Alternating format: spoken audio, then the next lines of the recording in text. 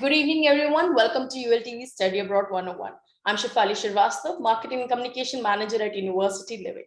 We are going to talk about a university renowned for the quality of its research in the range of fields, as well as its ability to produce highly skilled graduates. Don't wander away. We're talking about Macquarie University, Sydney, Australia.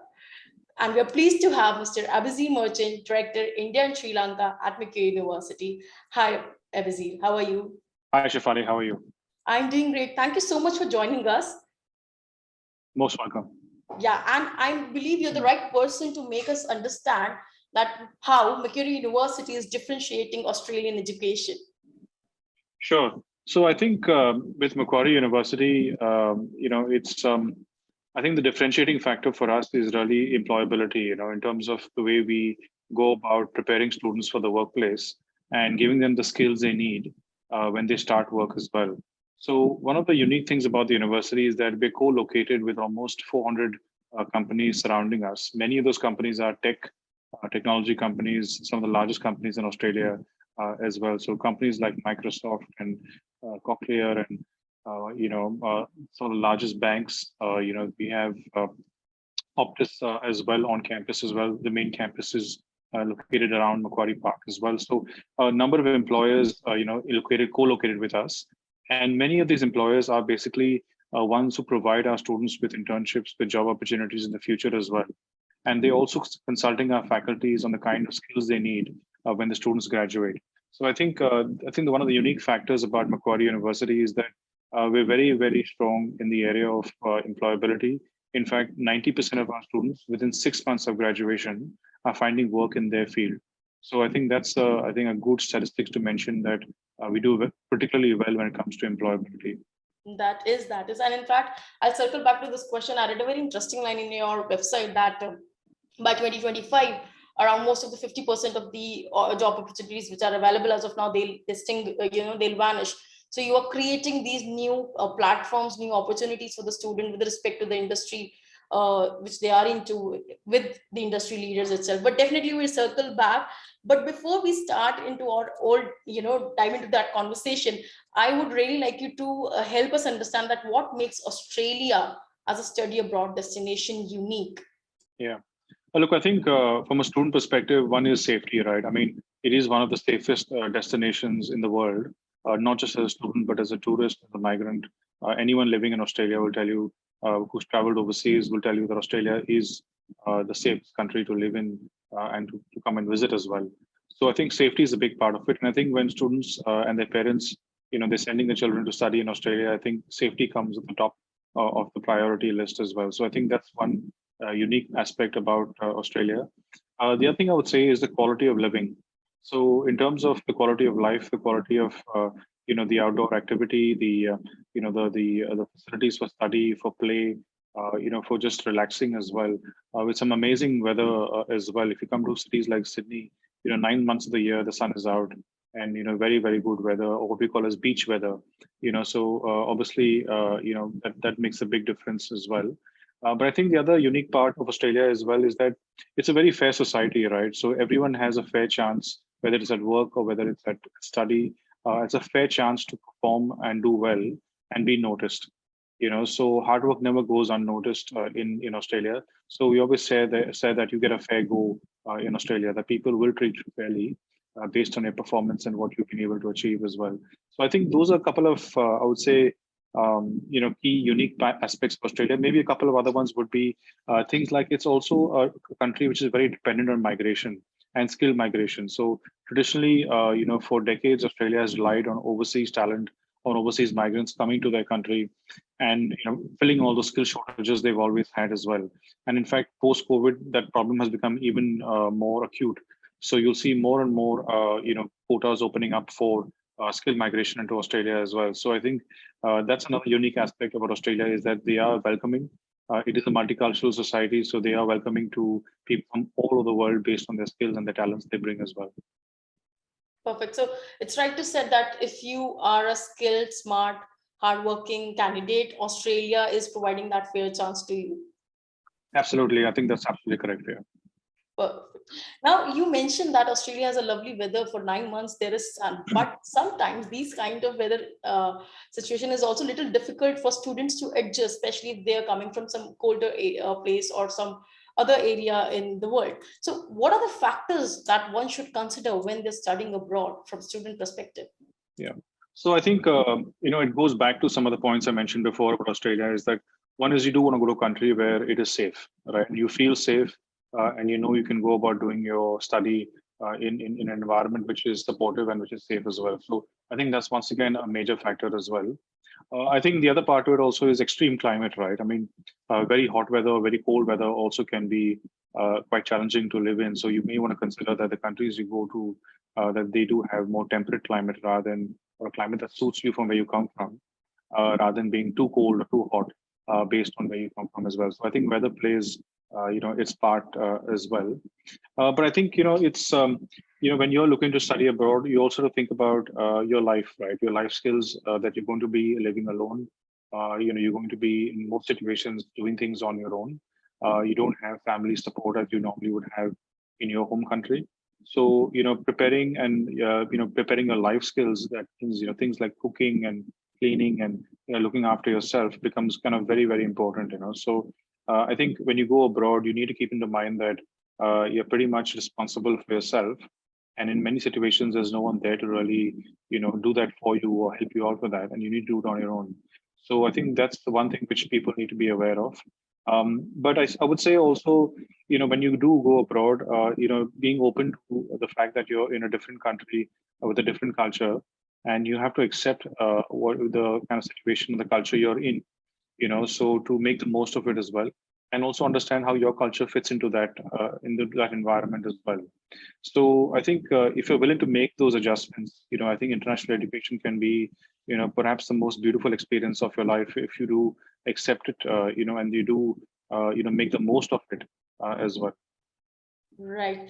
Every speaker who we invite on the platform has the same message to all the students so that you don't miss on this.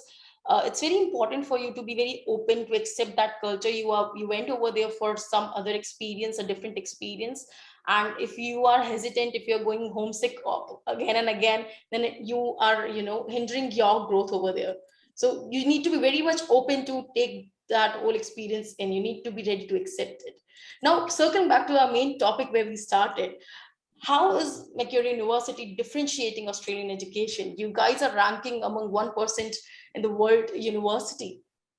Yeah, so as I mentioned before, the main differentiating factor for us is that we are very focused on employability, and many of our degrees are aligned to the skills that are required in the job market as well.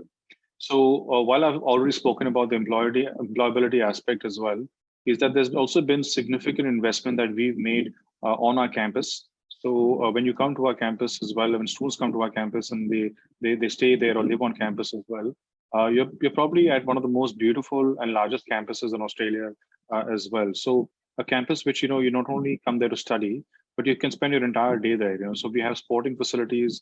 We have our own metro station co-located just below the campus, below us.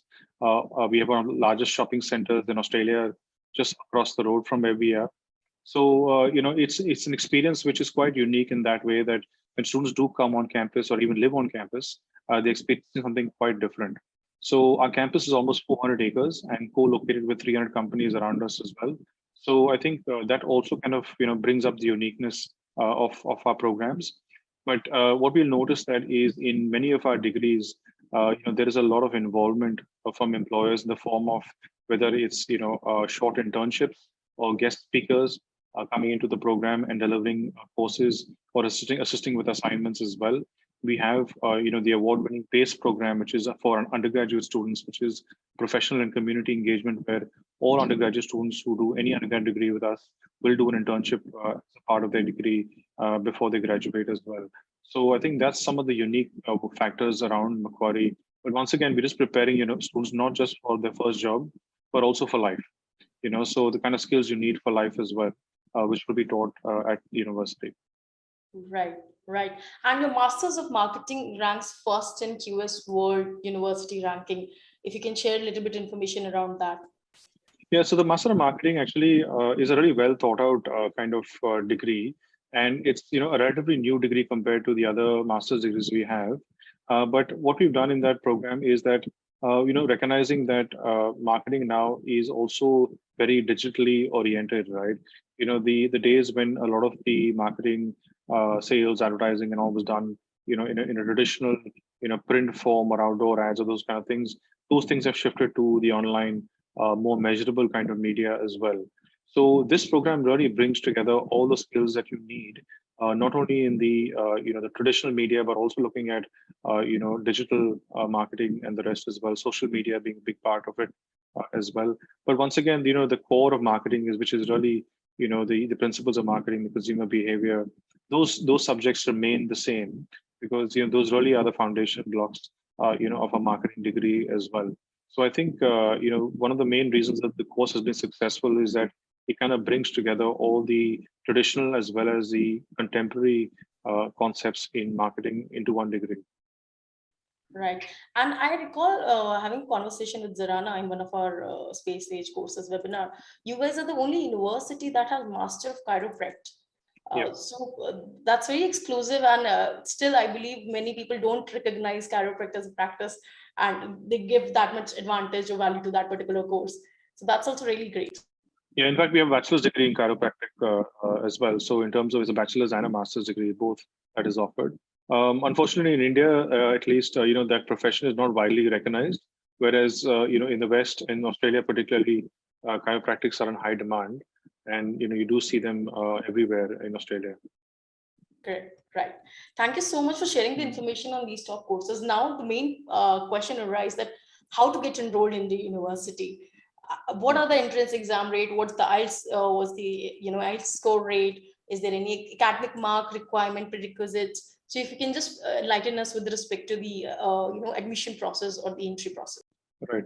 So what I would say is that almost all our degrees have different entry requirements based on what the course is about and what kind of skills are required prior to applying to us. But on a very general basis, I would say is that when it comes to English, we normally require a minimum score of IELTS of 6.5, no band less than 6 for undergraduate and postgraduate students. Some degrees do need a higher IELTS. So, for example, the MBA requires an IELTS of 7. Our teaching degrees require higher IELTS as well. So once again, the IELTS can fluctuate a bit for some of the courses, but overall, the IELTS requirement is 6.5, no band less than 6. We do accept Pearson's Test of English, TOEFL, Cambridge as well. So these degrees are also, these English language tests are also acceptable to us besides the IELTS program. In terms of academic requirements, if you look at the undergraduate students, for example, if you're looking at applying for a clinical sciences degree, which is mainly leading to the MD or the medical doctor degree, the entry point can be as high as 90-95% from your CBSE or ISC or HSC, depending on which board you've done. And we do accept all the state board, and we do accept ISC, CBSE, IB, Cambridge. All of that is acceptable, and we do print very detailed entry requirements for each program based on those different criteria or different exams which I mentioned. But so it can be as high as 1995 for a medicine degree. For a simple business degree, it can be as high as 70-75% as well, depending on the curriculum they come from. The other thing which I guess is important to mention is that in many of our degrees, for undergraduate degrees, maths needs to be a prerequisite as well. So if you're doing anything which is mathematically oriented, like IT engineering, or in some degrees in business like applied finance, actuarial studies, that requires year 12 maths. So you should have year 12 maths selected at that time. And just doing maths actually opens up a lot more variety for you if you have done maths in year 12 as compared to dropping maths in year 12 as well. So I think that's probably enough for the undergrad degree. But for the postgrad degrees, normally we require first class pass in in your undergraduate degree. Once again, different universities in India, we have different varying requirements for students depending on which university they graduate and which course they want to get into as well. And then some degrees like the MBA, we require a fair amount of work experience, almost 5 years work experience, of which 2 to 3 years needs to be at the management level. So work experience becomes quite critical in that area as well. So yeah, I think that's kind of a bit of understanding of the So we don't normally require the SAT or the GMAT or those kind of exams typically. I mean, we do ask for the GMAT sometimes when a student has not done very well in the undergraduate degree for entry into the MBA, but otherwise we don't insist on the GMAT. Sure. So I do not have a fair chance for a undergrad, courses because I didn't study maths. So if you guys are planning to go to Macquarie University, start, select maths, take science and with maths in 11th and 12th. And yeah, in masters I can still apply, but undergrad I have limited courses, I'll say. Well, the thing is also just be aware that also if you're looking at an arts and humanities degree as well, I mean, media comms and the rest, you don't need to have maths at year 12. It's only in some of the engineering and technology subjects where maths is required and some of the business areas. But, it does, as a student who's 18 and not sure what they want to do, it does give you more options if you've done maths. Yeah, today I'm regretting not taking my mother's advice. So yeah. Okay, now moving forward to our next question.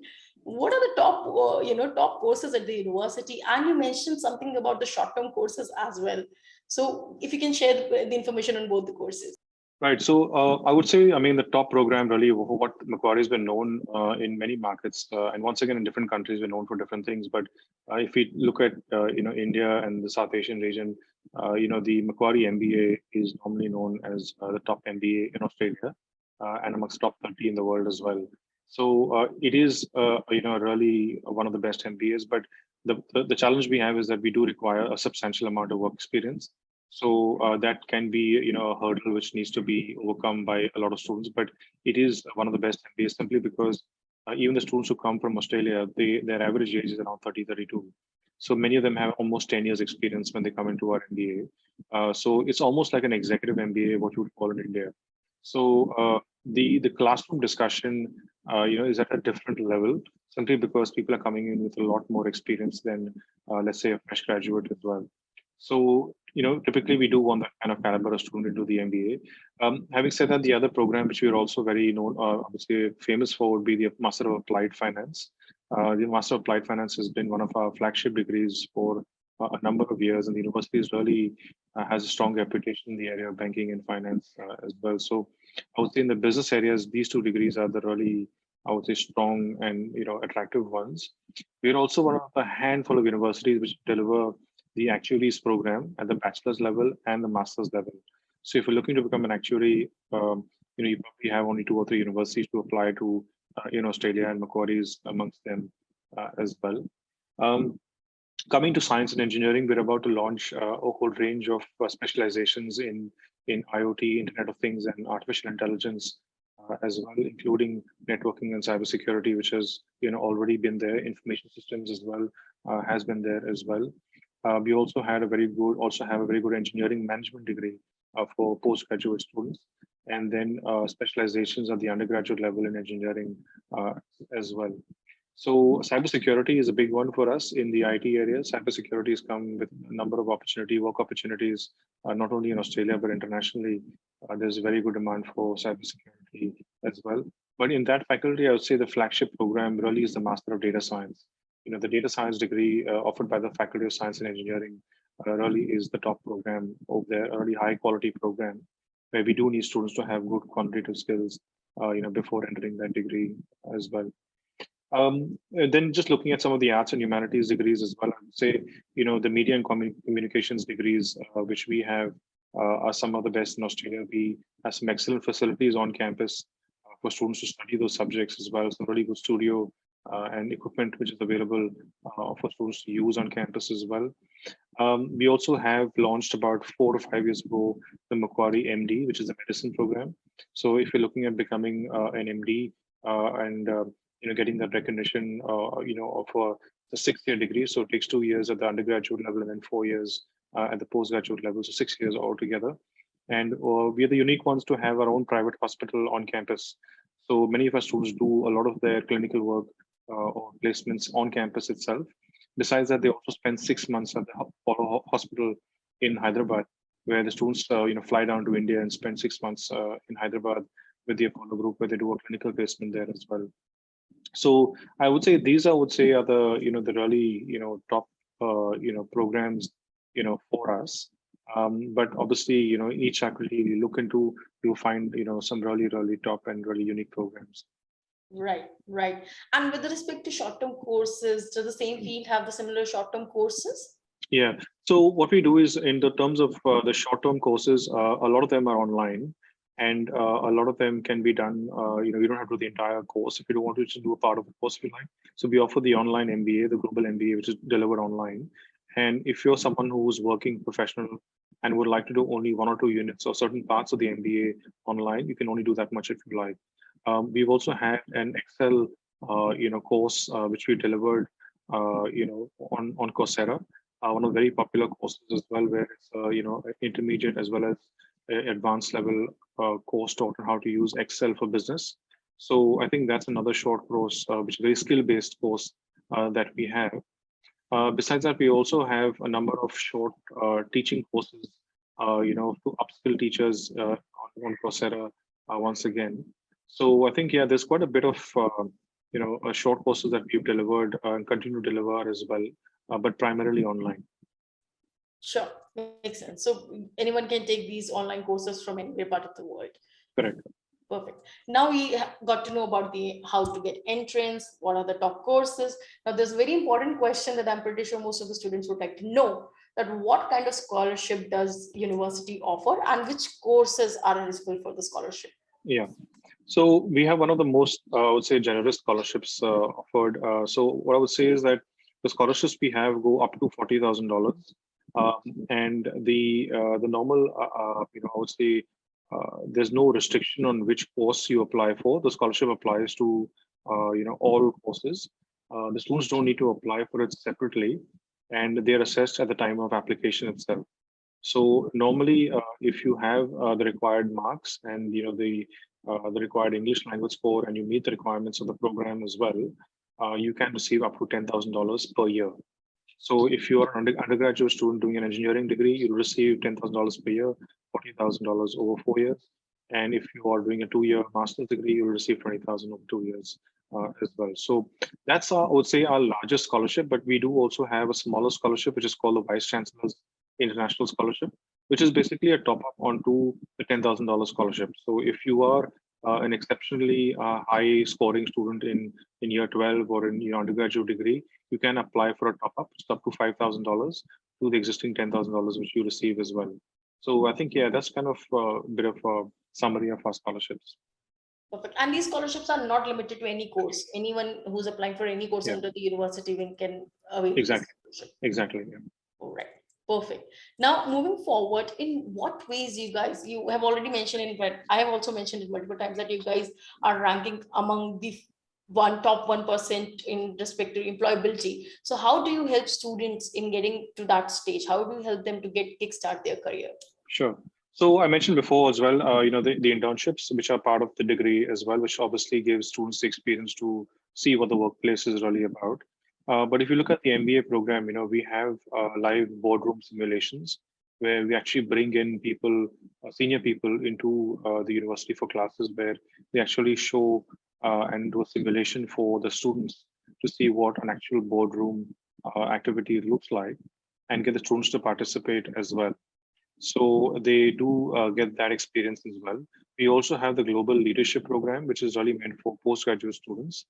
And for example, if you are a student doing international relations with us, the GLP or the Global Leadership Program essentially gives you the opportunity to visit a number of diplomatic missions in Canberra and in Sydney, where the diplomats actually show you, day to day how their work is done, how they function, how they liaise with government and other people in the country. So you get really hands-on experience and to see it actually happening in real life.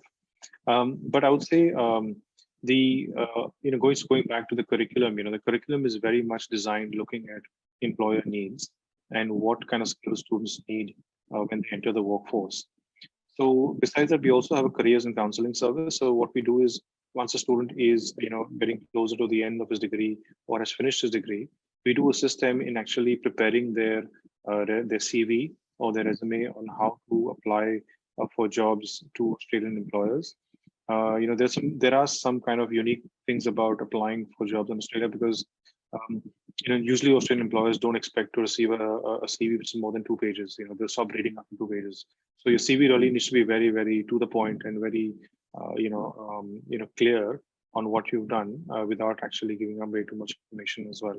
So things of that sort. Also coming to idea as to how do you apply, to an employer. The need for a cover letter, the need for addressing the selection criteria, and how do you actually work and how do you communicate with prospective employers is also what we teach them culturally as well. So it can be quite different as to the way you apply for jobs in India as compared to the way you apply for jobs in Australia. So, it is a very fair society, as I mentioned before. So, many employers will actually put it out there that they are equal opportunity employers. That means, they will look at all applications irrespective of your race, of your gender, of your background. They will consider you basically in the merits of your application and make a decision based on that.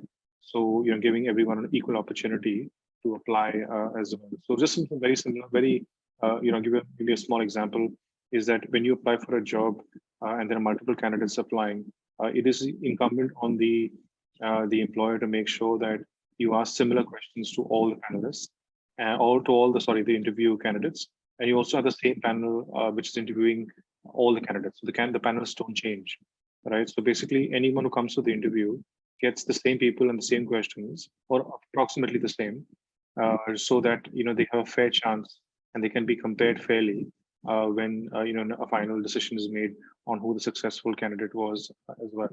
So I think, yeah, those are the kind of things which we focus on, is really to prepare the student for small cultural nuances of this sort. Right, right. So if your CV has that, I like reading books, I like music and dancing, that will not work. You need to, of course, have a very brief, concise, to the point CV. And of course, along with that, the on-ground training that you guys are providing, that's amazing. And I believe on-ground training, practical training, and networking, which is missing right now in Indian context. If we talk about, it's something that is giving an edge to the international universities. So truly said. Now, I didn't realize that we are almost near our closing time. And if you want to add something you wanted to add here. Look, I think, just coming to things of importance, with Australia is that I think it's one I mentioned before was the safety and other aspects as well. But you mentioned about whether we should be including things like singing and performing arts and the rest as well. I think those things are actually very important because the Australian employer wants to see a well-rounded individual who's got a life beyond academics or beyond work as well, and what you're all about in terms of a personality as well. So finding the right fit for them culturally also is very important. So I would not leave those things out. But I think any student who's applying to Australia, and like myself, I studied in Australia about 20 years ago. It was the greatest experience of my life. And for many students who do have finished studying in Australia, currently studying in Australia, it continues to be a very, very good experience. So I would, normally encourage students to study and choose Australia and any of the universities there.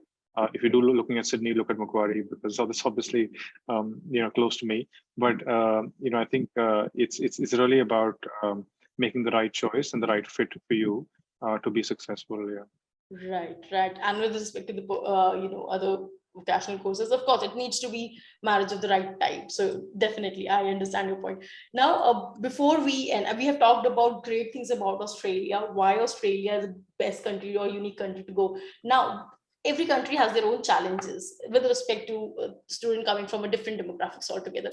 So what are the challenges that you want to highlight with respect to studying in Australia specifically? Yeah.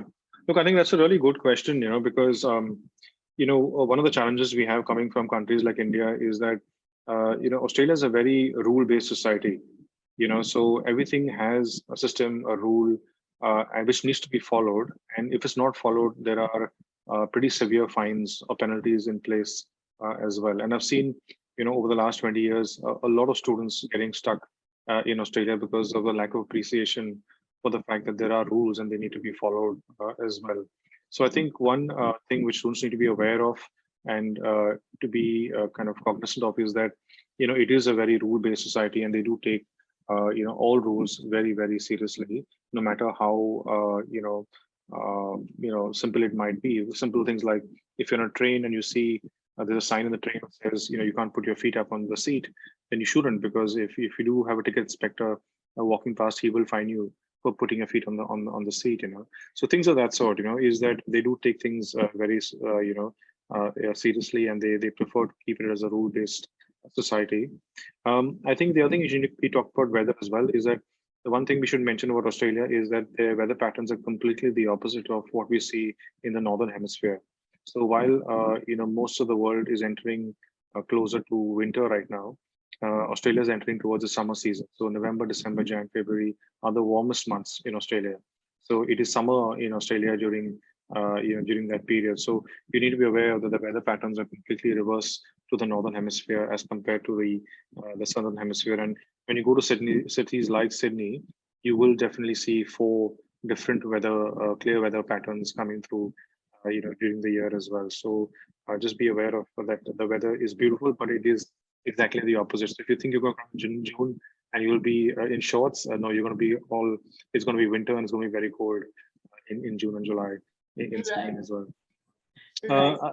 And then finally, I guess I'll just touch upon is that it is a very sporting-based, outdoor-based society. They love their sport, they love being outdoors, and they focus a lot on that, and comes through in all aspects of their life, including at work, where their teamwork is really appreciated and something which is a key, reason for people being selected for different jobs as well. So I think these are a couple of, say things students need to be aware about when traveling to Australia. Perfect. Thank you so much, Avizi, for sharing all these great, insightful details with us. Now, before we wrap up, any 2 cents of wisdom for our viewers? Look, I think I gave them before, but I was going to say was that, making the right choice of destination can be very crucial, not only just a very major financial decision for you, but also a very life-changing decision as well. So whichever country you choose to study, whichever university you choose to study, or whichever course you choose to study, make that decision in a well thought out way, considering your own interests and where it lies, and make a decision based on that rather than anything else. And in case, and when you choose a program which you enjoy doing or a discipline you like studying, you will naturally do quite well in that as well. So I think making the right choice and making an informed choice is really important. Right, very well said. Making the right choice and making the informed choice is something which, on this note, we'll close our session today. So do not miss on taking a right choice, a right call. Thank you so much for joining us today. We hope you find it useful. Looking forward to seeing you guys next Friday, 5 p.m. on our ULTV Study Abroad 101. Stay tuned to our social media channel for more information. Thank you so much, Avizi, for joining us today on such short notice. Thank you. Most welcome, Shivali. Take care. Take care.